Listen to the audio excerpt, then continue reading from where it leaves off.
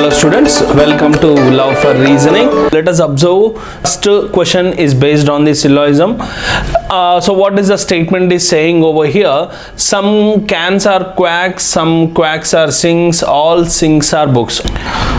So let us start. All sinks are books. Okay, do not write each and every information like a sink, book. No, just go with the first letter. Next, some cans are quacks. I do not have can and as well as quack here. So if you observe the second one, quacks are sinks. So in order to intersect with sink, I have to go through book. So this is the way I have to show you. So some quacks are sinks. Next, the first one is saying some cans are quacks. So this is the way you should draw your basic diagram. The basic diagram should always represent a least intersection. Don't tell me that I want to draw this C and intersect with BO and SI. No, never do that, because always when you represent your statement, it should show you the minimum intersection, not the maximum intersection. Now, after drawing your minimum intersection or your basic diagram, immediately go through your options. If positive is true, always true. Positive is false, always false. Okay, please remember this information. Never draw alternative diagram for the positive conclusions. Let's observe the first conclusion and second conclusions. Some books are quacks. So as I told you, this is a positive one. First one is true, always true. False, always false. Let's see. Some books are quacks.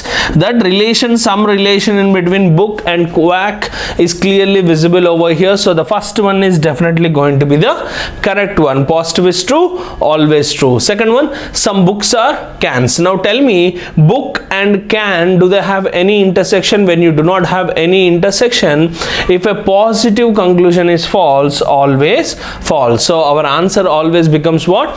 Only one follows. That is in the option number 1. Am I clear? So let's see the next question. The next question is also talking about your syllogism. What is it saying? All bricks are fixed, it seems. Okay, I don't know whether it is brick, I don't know whether it is beach. Don't worry, just go with the first letter. If the first letter is repeated, then go with the second letter. Next, no fig is a fine. So this is fig. No fig is a fine. No fig is a fine. So fig is over here. No relation is there in between fig and as well as fine. And next, all fines are lungs. All fines are lungs, it is mentioning. So let us place it in this way. Okay, now after drawing our Venn diagram, this is our basic diagram, or you can call it as what? A minimum intersection. Now let us go and observe the conclusions. So how many conclusions do we have here? We have two conclusions. Some lungs are fines. Now please understand, some lungs are fines is clearly available over here. Some lungs are fines. Yes, when all fines are lungs, in the reverse order, some lungs are fines can be clearly mentioning. So first one is following. Second one, no fine is a brick. So please observe, fine and brick do not have any intersection. So initially you can call it as true. Yes, your examiner is saying there is no intersection in between fine and as well as brick. Yes, we do accept, but remember, when a negative conclusion is true, immediately always draw your alternative diagram by using a complementary pair. Now what is a complementary pair of no? Now I have to convert into what? Sum. In order to draw your alternative diagram, convert this negative keyword no into sum. Now if I convert it, it is going to become as what? Some fine is a brick. Now this fine is going and trying to intersect with brie in this way. Just imagine over here. Now tell me, whether F can go and intersect with B? No, because in order to go and intersect with B, obviously this fine should go and intersect with whom? Fig, which is clearly violating our given statement. You cannot draw any alternative diagram if at all you are violating any given statement. So hence the alternative diagram is false. When the alternative diagram or the alternative condition is false, immediately you need to understand whatever relation earlier was mentioned in the conclusion is going to be what? True. So please remember, if the alternative is false and the original conclusion becomes what? True. If the alternative is going to be true, then the original conclusion becomes false. Always vice versa. So our answer is going to become what? Both 1 and 2 follows. That's in the option number 5. So please do remember, whatever the option, please try to concentrate on the answer. Okay, somehow I may not tell you which option is that, but please do remember what is the answer I am saying you and what is the explanation you need to understand. Am I clear? Now let's move on to the next question. The next question is talking about the seating arrangement. So 8 persons are seated in 2 rows. Very good. So immediately I can understand it is definitely a seating arrangement, or you can say it as a linear arrangement. So row 1 had 4 persons seated. That is not R. I hope you got it correct. So 4 persons seated in facing the south, and row 2 had 4 persons seated in it and facing north. So overall, how many persons are there? 8 persons are there. So please understand over here, in each row we got 4 persons, it seems. Okay, in each row we got 4 persons. So this is going to be called as persons who are facing towards the south, and this is where we need to understand persons facing towards north. That is the way you need to represent. Always remember, who are going to face south are going to stay at the top, who are going to face north are going to stay at the bottom. Right, next one, what is it saying? We do not have any clarity. Who are the persons going to come at the north? Who are the persons going to come at south? So A faced south and was second to the left of F. So A is definitely south and F is also going to be south. F was seated facing B. So let us understand, A faced south and was second to the left of F. Second to the left of F means, if I place F here, okay, do you think any left hand side is available? No, it is not available. Then I'll try to go and place F over here. Okay, right. What is it saying? A faced south and second to the left of F. Now, do you think any second left is available? No, it is not available. So again, this position is not going to be correct for F. So now, if I place F over here, second to the left, yeah, it is clearly available. You can also place F over here. We'll do that later on. Let us observe. F was seated facing B. Okay, so definitely facing B means B is going to stay at north, because F is facing south. F and B are facing each other, so I have to do it in this way. F's second left A and F is facing B. Yes, this information we got it right.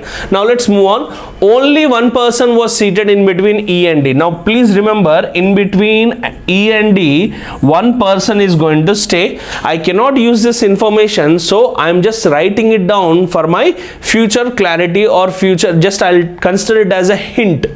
Next, E was neighboring B. It is clearly mentioning E was neighboring B. So neighbor is nothing but either right side or left side, correct? Now if I place E here, D is going to come towards the corner. Now if I place E towards the left side of B, try to understand, if I place E towards the left side of B, because they're all facing towards the north, if I place E at the corner, D is going to come right side of B, because it is mentioning E and D are going to have a person in between them. What is it saying? H was not neighboring D and A. So let us move on to this one. Now for an example, if I place E here, D is going to come, correct? One person, just we are going with one hunch.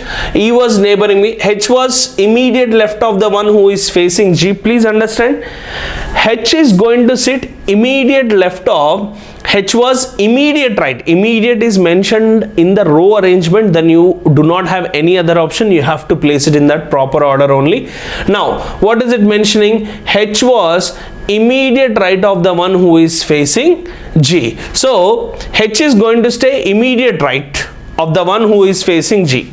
Now if I place G here, G is facing whom? D.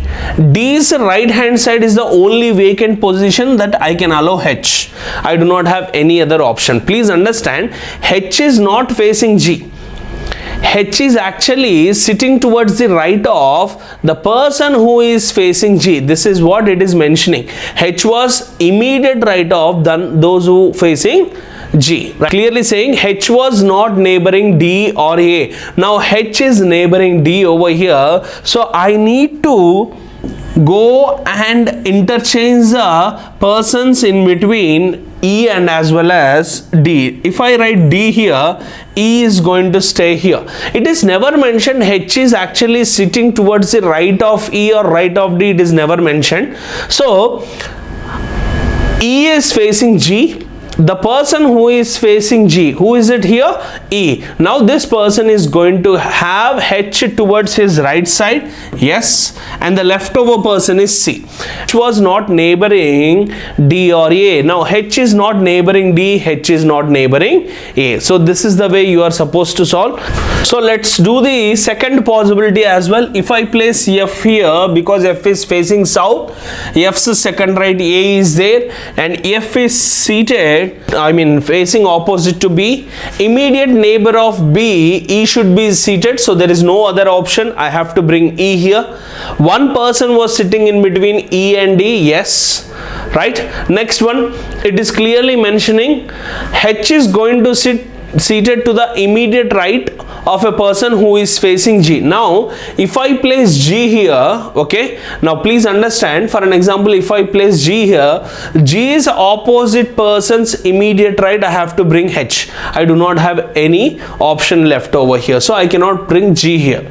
Now if I bring G here, immediate right of the person who is facing G. Who is facing G here? E.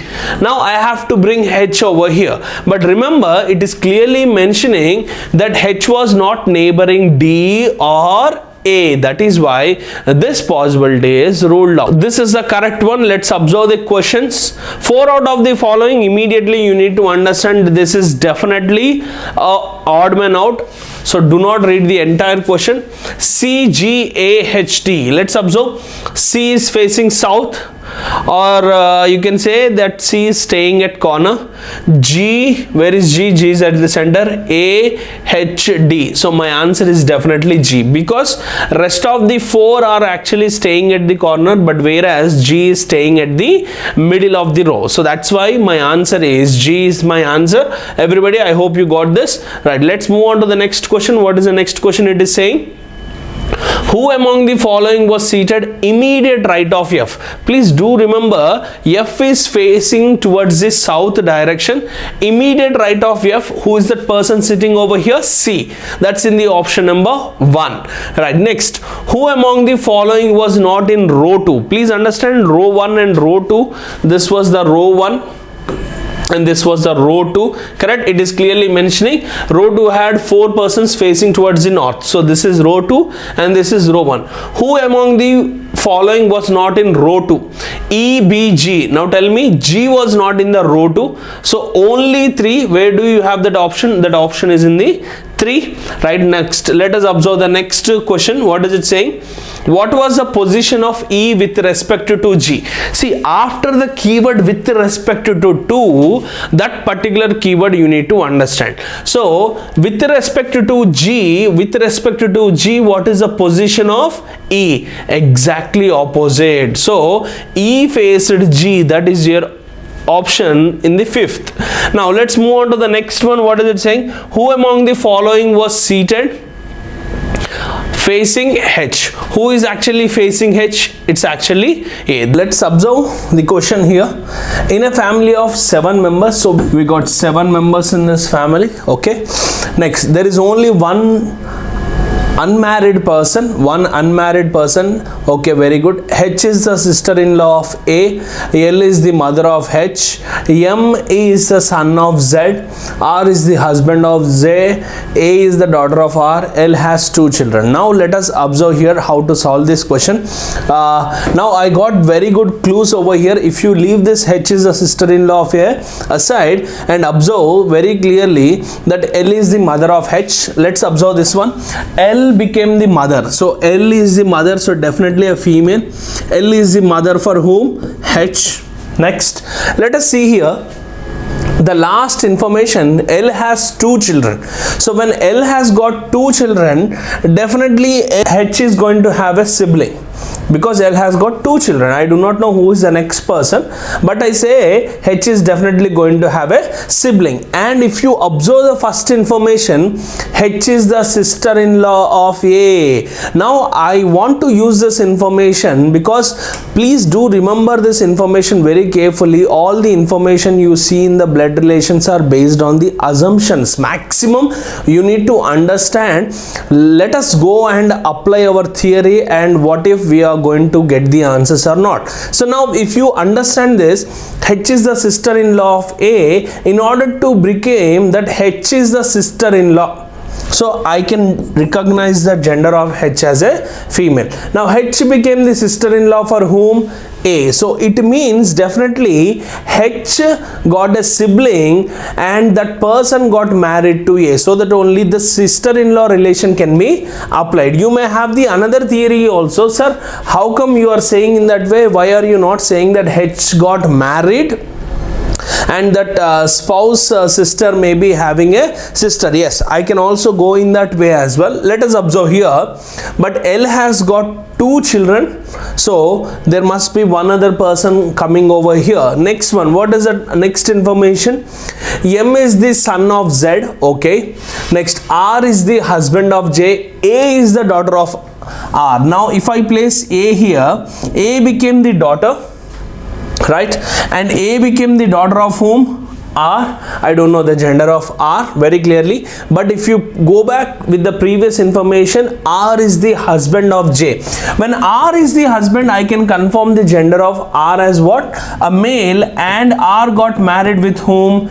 J. This is the way I am going to place it. So J is a female. Okay, so here you know this very information, there are 3 married couples. So one married couple we got it over here. Where is the another married couple? L is definitely going to have a married couple. I can say L is definitely a married couple. How? Because L already got a daughter and L has 2 children. You cannot say that L is unmarried. No, you cannot say it. Now what is the only information we have it over here? R is the husband of J. The previous information, M is the son of Z. Now if I place Z here, Z obviously becomes male because L is a female and L has got 2 children. Apart from H, there should be one person. Now I have to bring M, so that only the condition 7 members are going to be satisfied. 1, 2, 3, 4, 5, 6, 7. This is the only way, because L has 2 children. I have to bring M here only. I cannot go with any other option. Okay, now please do understand, M and A are definitely a married couple, because there should be only one unmarried person in this entire family. So I need to understand M and A are definitely a married couple. So that is why I have placed in this way. How did I decide the gender of M as a male? Because A is a female. I hope you got the question. Right now let's observe the questions given below and understand the answers. Now how is M related to R? So please understand, M related to R is nothing but from M's point of view or R's point of view. Understand the question from your right side person's point of view. Now R is going to call M as what? Your daughter's husband is always son-in-law. So that's your answer. Next one, how is Z related to? How is Z related to A? So what does it mean? Understand the question from your right side person's point of view, not left side. So Z to A or A to Z? It is definitely A to Z. Now A is going to call Z as what? A is going to call Z as what? It is definitely father-in-law, because M is the son of Z. So A is going to call Z as what? Father-in-law. That's in the option number 4, I think so. Correct? I do not have that option, but you can understand the answer. How is L related to M? So now tell me, L related to M means L to M or M to L? It is definitely M's point of view. Now M is going to call L as what? Mother. Mother is your answer. That's in the option number 1. Now the next question is grapes is coded as ISCQGT, and dreams is coded as what? FSGBOT. so let's find out what is the answer for loader. Okay, so that's what he's just asking us to find out our answer. Now if you closely observe, do we have any common alphabets in these two? R is common, so R is coded as S here, R is also coded as S here, and E is coded as what? G here, and E is also coded as what? G here. But if you observe, A is coded as C and A is coded as B here. So it means very clearly you cannot just go and apply the combination, or you cannot just take the common and write it down. There is definitely a logic over here. So let's observe, if you write the place values, then the logic is going to be crystal clear for you. 7 became 9, so it is definitely plus 2, and 18 became 19, so plus 2 and plus 1 is happening initially. Now let's see, 1 became 3, so plus 2, 16 became 17 plus 1, 5 became 7, 19 became 20. The same logic is happening over here. So this is 4 became 6 plus 2. So everywhere the logic is going with what? Plus 2 and plus 1. So let's observe here, this is 12 plus 2 is 14 is n. Do we have any option with n here? Yes, there are 3 options. So 1 in the second one, 4th one, 5th one could be your answer. Let's go with the second letter. We can eliminate the second one. O is what? 15. Now if I add only 1 plus 1, it is going to become what? 16, that is P. So my answer is straight away second one. I don't have to worry about the Q, that is in the 4th and 5th option, because the logic is clearly saying plus 2 and plus 1. So here I got it as what? 15 became 16. I cannot just go with the rest of the alphabets. I don't have to do rest of them as well. Correct? So straight away I got my answer. Let's move on to the next one. So the question of directions over here. Now a person is standing at point P. Okay, let's observe, this is point P. He walks 4 meters to his west. To his west is definitely, this is the point, 4 meters he went over here. Next, takes a left turn. Left turn from the west point is nothing but leading to south. And how much? Now he travels 6 meters. Okay, very good. Now takes a right turn. Again it leads to what direction? West, and walks 3 meters. Okay, very good. Next, he takes a left turn. Left turn is again going to be what direction? Definitely I need to understand it's south. 4. Then again now he walks 7 meters and stopped at, he took a left turn, south to left. See, please understand, south to left is again going back to what direction? East direction. Now finally he went to 7. First this is 3, because when you understood this particular length as 3, so obviously this is also going to be 3. Okay, and when you understood this as 4, so the same length is going to come over here. Now here comes the Q. Correct? Everybody understood? From P he went west for 4 and then 6 kilometers towards his left, which is south. He took a right turn, again west 3 meters. From there he went left, it became 4, and eventually he went to 7. Please understand, till here it is 3 and this is 4. Correct? So now the Q is over here. The question is asking you, which of the following direction is point Q with respect to point P. So from point P onwards, where is this Q? If you understand it properly, it's south is the answer. It's in the option number 4. I hope you got it. Let's move on to the next question. The next question we are going to understand as what? A very good question. 8 people live in an apartment with floors number 1 to 4, where 4 is the topmost floor, 3rd floor, and so on. So please understand, whenever it comes to the floors, you need to understand 1, 2, 3, 4. This is the way. 4th one is the top one. 1 is going to be the least one. Whenever we go and observe any building, we start from the bottom, and when it goes to the top, obviously the number is going to be increased. Next one, each floor has two flats, that is flat 1 and flat 2. Okay, now each floor has got two flats, it seems. So this is going to be a quite interesting one. Let's see here, what is it saying? Let's understand. Now what is it saying?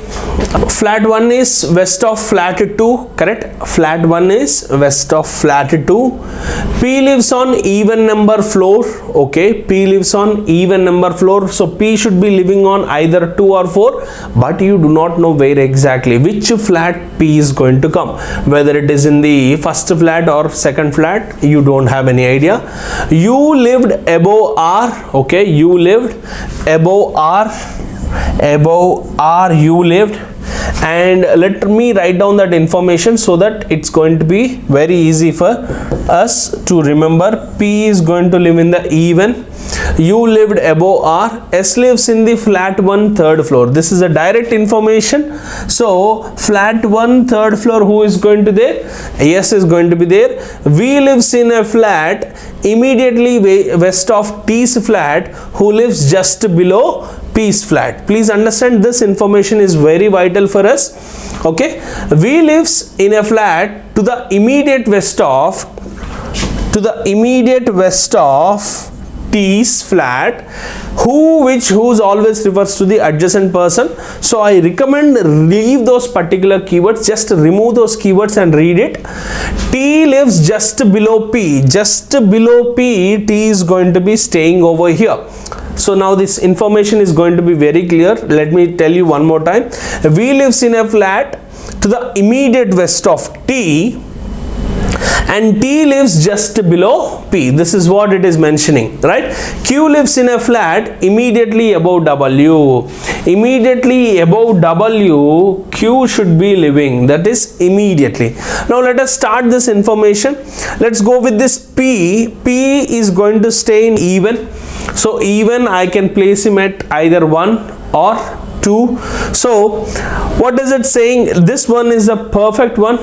T is going to stay here, and T's west side V should be there, and T's above P should be coming. So now please observe here, if I place T above T, V should be coming. Is it possible? No. If I place T here, why I am asking you to place T here only? Because west side V should be coming. Not possible. Now if I place T here, west side is clearly possible, and if I place T here, V is going to come and P is going to come over here. But P should be staying in what it is saying you, that P should be staying in the even floor. So I have to bring T here in the first floor, second flat. West of T, V should be there, and above T immediately I have to bring P. Correct? Next, U, Q and W should be staying in the same way, Q and W. Correct? And now U and R, this is the way you have to bring, because R should be staying below U, or U should be staying above R. It is never mentioned immediate, but when it comes to Q and W, it is clearly given you in the last information. Q lives in a flat immediately above W. Immediately above W, that Q is going to stay here. Okay, this is what you need to understand. The perfect information is these two. Let's observe the questions. Who lives immediately below you? Immediately below you, it is yes, it's in the option number 3. In which flat does W lives? W lives in which flat? Flat number 2, that's in the flat number 2 along with the floor, that is third floor. Okay, so you need to understand third floor, flat 2, that's in the option number 2. 4 out of the following, then immediately you need to recognize this is definitely odd man out. U, Q, R, P, T. So please understand, U is in the even number or odd number. Yes, even number floor. U, Q, yes. R and P are in the same flats. U and Q, R and P are in the same flats. T is your answer because T is staying in a different flat. Next, who lives immediately east of S? Now east of S, who is actually staying? It's actually W is your answer. That's in the option number 2. Next one, let's see the next question. What does it say? Which of these statements is true? T lives on second floor. Now T lives on first floor. That's not a true. U and P live on the same floor. No, U and P are living on the different floor. V lives immediately below R. Immediately below R, V is staying. Yes, that's a definitely true. So that is my answer, option number 3.